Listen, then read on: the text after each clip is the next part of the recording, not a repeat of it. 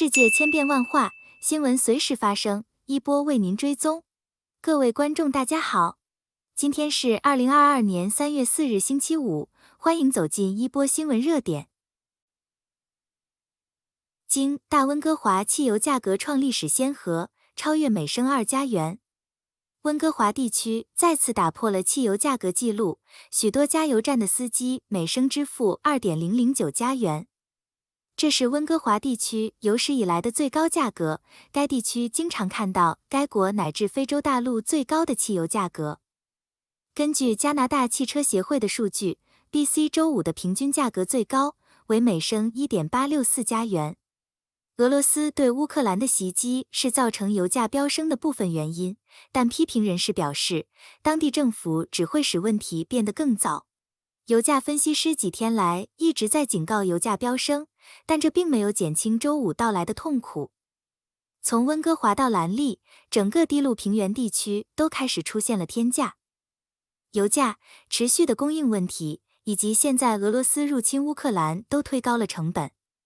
加拿大纳税人联合会表示，省级和联邦碳税为普通小型货车的满油增加了20加元。人们开始呼吁暂停征收碳税。然而，省长周四否决了这一想法，为4月1日从每升10分加元升至11分加元的碳税辩护。不仅仅是司机会付出更多，汽油价格保持高位的时间越长，商品及服务就会变得越昂贵。路透社，加元在2个月内最大贬值。加元对美元周五下跌，并维持本周的下跌趋势，因为乌克兰战争加剧，掩盖了令人鼓舞的美国就业数据。全球股市下跌，而随着乌克兰战争升级，俄罗斯占领了一座大型核电站，影响了欧洲部分国家的电力供应，大宗商品和避险美元进一步飙升。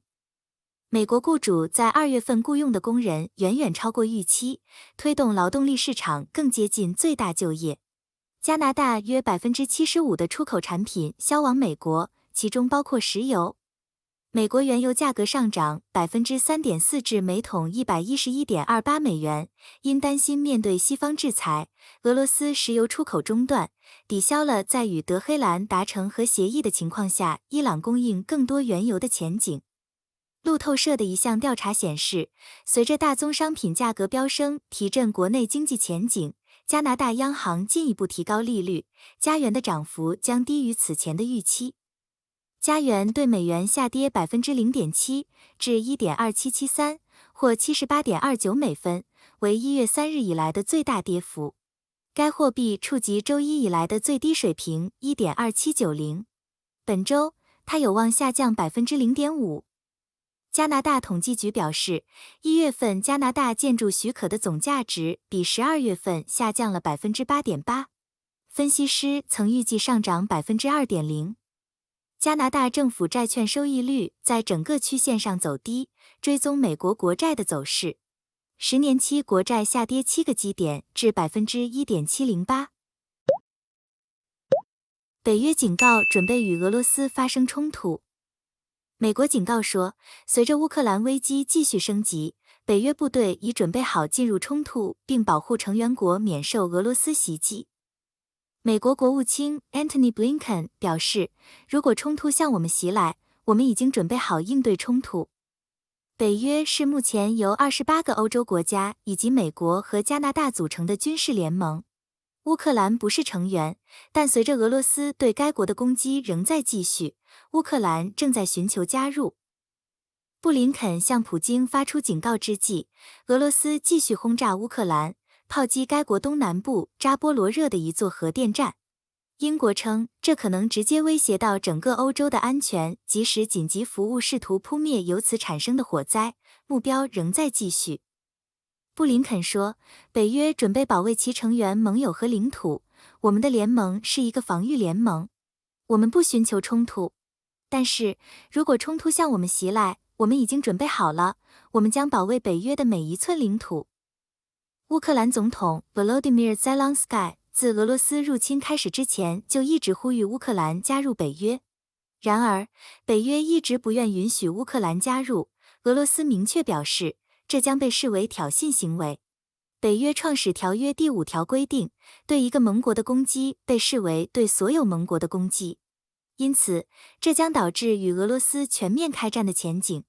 与此同时，前美国国家安全顾问麦克马斯特将军周四告诉 BBC， 乌克兰已经赢得了加入北约的权利。他说：“我们必须以实力对待普京，直到他遇到强大的抵抗而退缩。”是什么改变普京加入北约的意愿呢？俄罗斯在其总统普京的领导下对乌克兰发动的战争背后有几个公开的原因，其中最重要的就是乌克兰加入北约的野心所构成的威胁。与此同时，普京重申俄罗斯对乌克兰可能加入北约的担忧，并要求美国及其盟国严格保证不会发生上述情况。普京还强调，北约东扩和接近俄罗斯边界是不可接受的事情。美国总统拜登强调，俄罗斯拥有对乌克兰加入北约的否决权是不可接受的，并断然拒绝了俄罗斯的要求。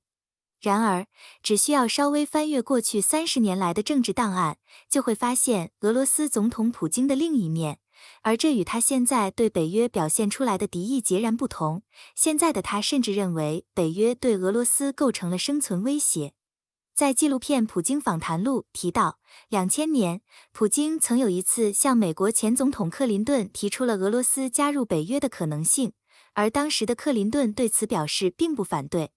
同样，他也与乔治·布什进行了交谈，并提出了俄罗斯加入北约的可能性。他还补充称：“看看我们现在的处境吧，北约正不断靠近我们的边界，对于普京而言，很难将北约想象为敌人。”他曾说道：“俄罗斯是欧洲文化的一部分，我无法想象我的国家与欧洲隔绝，或者是与我们通常所说的文明世界隔绝。”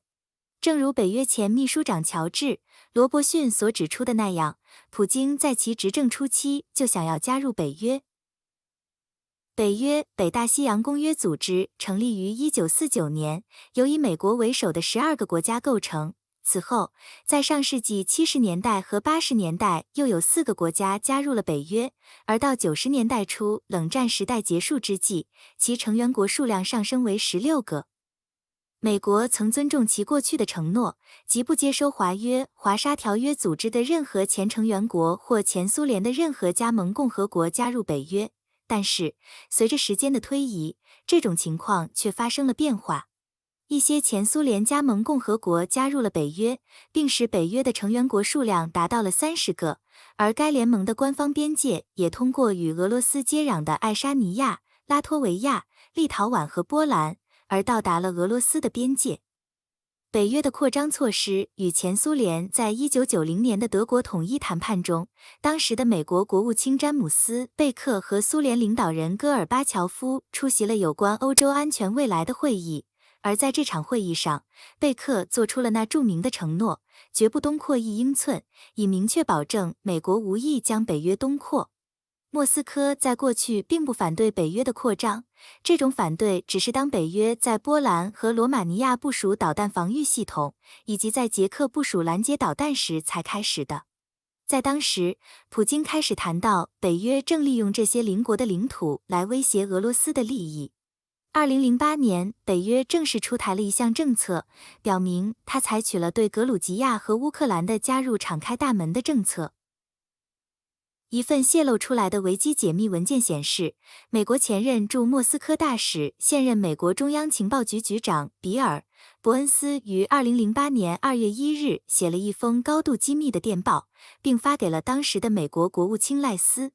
这份电报强调，乌克兰和格鲁吉亚加入北约的任何行动都会被普京视为严重且蓄意的挑战，而且俄罗斯将迅速对此做出反应。伯恩斯警告称，这将为俄罗斯干预克里米亚半岛和乌克兰东部创造沃土，而且随后在俄罗斯与格鲁吉亚之间爆发冲突的可能性极大。北约否认了俄罗斯关于他曾提出加入该联盟的说法，并称该联盟始终坚持一个观点，即它是一个民主国家的联盟。北约表示，它不会对俄罗斯构成任何威胁，因为它只是一个防御性的联盟。在未来的几天和几个月内，我们就将知道该联盟的实质究竟是防御性的还是进攻性的，或者说，这将由俄罗斯总统普京亲自决定。谢谢各位的收看，一波帮助海外华人及时追踪全球各地发生的新闻热点。如果对您有帮助，欢迎点赞、订阅和分享。下期不见不散哦！